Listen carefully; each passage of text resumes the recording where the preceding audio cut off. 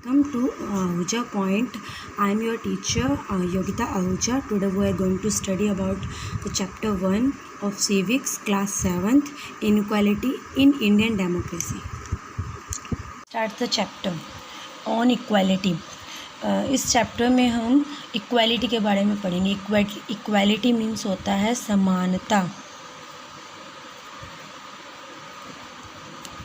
समानता, बराबर.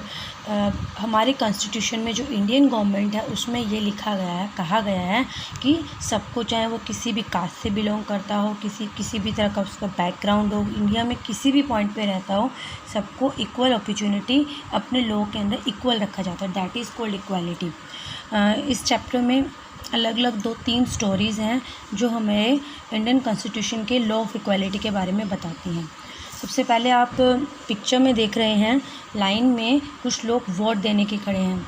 वोट में सबसे पहले छोटे लाल फार्मर जो कि किसान हैं, फिर है मंजीत कौर जो कि टीचर हैं, तेजा सिंह ट्रेडर हैं, बिजनेसमैन हैं छोटे से, गिरीश राव स्टूडेंट हैं एक, सुजाता कुमारी डोमेस्टिक वर्कर घर में काम करने वाली काम वाली हैं, कांता देवी ये भी अनदर डोमेस्टिक वर्कर हैं. ये सब वोट देने के लिए लाइन में खड़े हैं. ये अलग अलग कास्ट से बिलोंग करते हैं, अलग अलग फील्ड से बिलोंग करते हैं, पर राइट टू वोट सबको इक्वल मिलता है. ये इस पिक्चर में दिखाया गया है. हम यहाँ पे देख रहे हैं कि कुछ और लोग भी वोट की लाइन में लगे हैं, जैसे कि अब्दुल रहमान आर्टिशियन है, कलाकार है, शबनम बानो हाउसवाइफ हैं, घरेलू घर में काम करने वाली महिला हैं, ग्रेसी लैनिंग कंसल्टेंट हैं, ये लॉ के फील्ड में होते हैं, कंसल्टेंट जो सलाहकार जिनको बोला जाता है. इसाक लैनिंग गवर्नमेंट ऑफिसर हैं, इनकी गवर्नमेंट जॉब है, किसी सरकारी दफ्तर में काम करते हैं. रुखसाना मिर्ज़ा मीडिया पर्सन है, जो हमारे न्यूज़ चैनल्स आते हैं इनमें जो रिपोर्टर्स होते हैं इनको मीडिया पर्सन बोला जाता है. योगराज अनएम्प्लॉयड है, मतलब ये कोई काम नहीं करते, बेरोजगार हैं. अशोक जैन इंडस्ट्रियलिस्ट है, ये किसी तरह की कंपनी चलाते हैं. तो इन सबको भी लॉ की नज़र में इक्वल रखा जाता है. इनके प्रोफेशन के वे पे भी इनको अलग अलग ट्रीट नहीं किया जाता गवर्नमेंट लॉ के अकॉर्डिंग. तो अब हम ये कांता की स्टोरी सुन रहे थे. इसमें देखो हमने लास्ट में देखा कि कांता अपनी फ्रेंड से बात कर रही थी, is it good Sujata that we can all vote are equal citizen of our nation, कि ये तो अच्छा है कि हमारी नेशन ने, हमारी कंट्री ने हमें क्या है, सबको इक्वल चांस दिया है वोट का. इवन जैन साहब standing in the line with us, और वो बोलती कि जो जैन साहब हैं वो लाइन में हमारे साथ खड़े हैं. देखो जैन साहब उनके साथ वो सर थे जिनके घर में वो काम करती थी दोनों. हमने अभी देखा सुजाता कुमारी और कांता देवी क्या है, डोमेस्टिक वर्कर हैं, लोगों के घरों में काम करती हैं. तो वो बोलती कि देखो वोट की लाइन में तो वो हमारे साहब होने के बावजूद हमारे साथ एक लाइन में खड़े हैं. अब कांता वोट देने जाती है. कांता बोलती है कि मैं उसको वोट दूंगी जिसने मेरे को प्रॉमिस किया था कि पाइपलाइन जो हमारे एरिया में वो लेके आएगा, हमारी प्रॉब्लम को सॉल्व करेगा.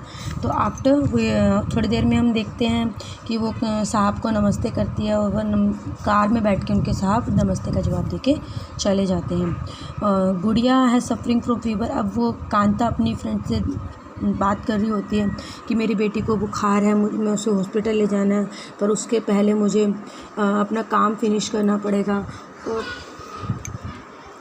और फिर कुछ एडवांस साहब से मांग के और हमें साहब से कुछ एडवांस मांग के अपनी बेटी के इलाज के लिए कुछ तैयारी करनी पड़ेगी. वो अपनी बेटी के पास जाती है और उसको एक गिलास पानी पी के बोलती है कि हम शाम को हॉस्पिटल चलेंगे, ये पी लो, तुम कुछ बेटर फील करोगी. That Gupta falls ill often the basti is never clean, मतलब उन्होंने कहा गुड़िया जो है वो बीमार हो गई थी क्योंकि उनकी जो बस्ती जिस एरिया में वो रहते थे वो क्लीन नहीं थी, गंदी थी, वो बहुत गंदगी थी, गंदे तरीके से वहाँ लोग रहते थे, इस रीज़न से वो बीमार थी. अब दिखा रहे हैं कांता की वो लाइफ जिसमें वो अपने साहब के घर में काम कर रही है. उनकी मालकिन उनको बोलती है कि प्रॉपरली क्लीन करो, कॉर्नर से अच्छे से साफ़ करो.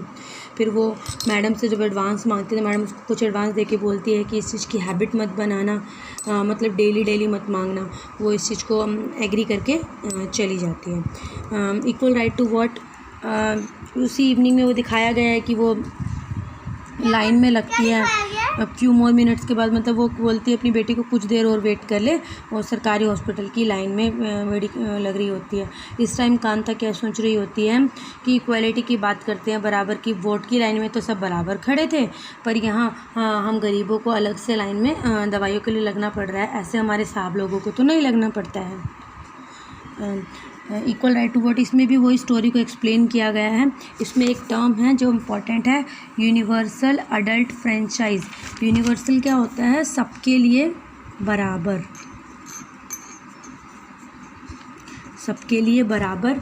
अडल्ट को होता है जो 18 टू अबव होता है, यानी कि जिसकी एज क्या होती है 18 से अबव होती है, उसको अडल्ट बोला जाता है।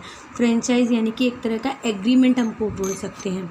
तो गवर्नमेंट ने ये जो हमें दे रखा है ना, equal to right to vote दे रखा है, वो 18 टू अबव एज को दे रखा है।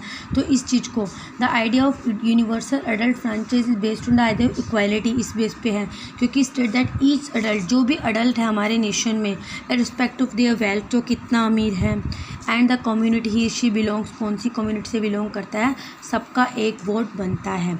ये चीज़ इसमें बताई गई। यूनिवर्सल अडल्ट फ्रेंचाइज होता है कि अडल्ट होने के बाद जो इंडिया का कोई भी सिटीज़न है उसको वोट देने का हक बनता है। इसके अंदर ये बताया गया। ये बहुत इंपॉर्टेंट टर्म है, आप सबको इससे अच्छे से लर्न करना है। इसमें बस यही कांता की स्टोरी को और उसकी जो माइंड में चल रहा था उस चीज़ को एक्सप्लेन किया गया है।